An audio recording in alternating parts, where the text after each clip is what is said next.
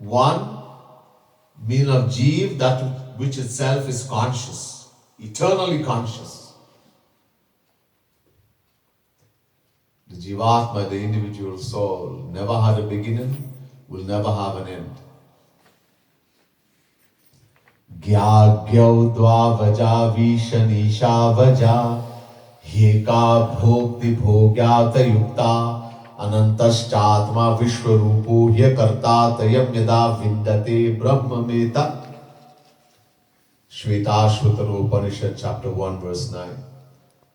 The Vedas are saying, just as God is Aj means unborn, eternal, beginningless. Never had a beginning, will never have an end.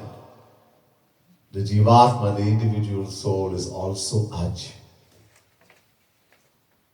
Unborn, eternal, beginningless. God is not seen to us.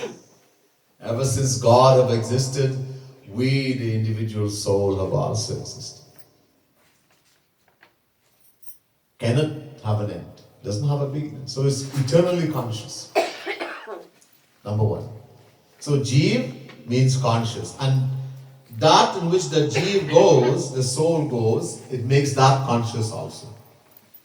When the soul comes in this body, the body becomes conscious. And when the soul leaves the body,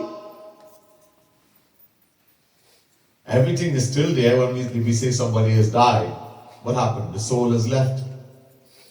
Everything is still there.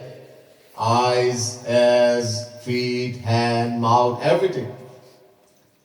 But can the eyes see? No. Can the ears hear? No. Can the feet walk? No.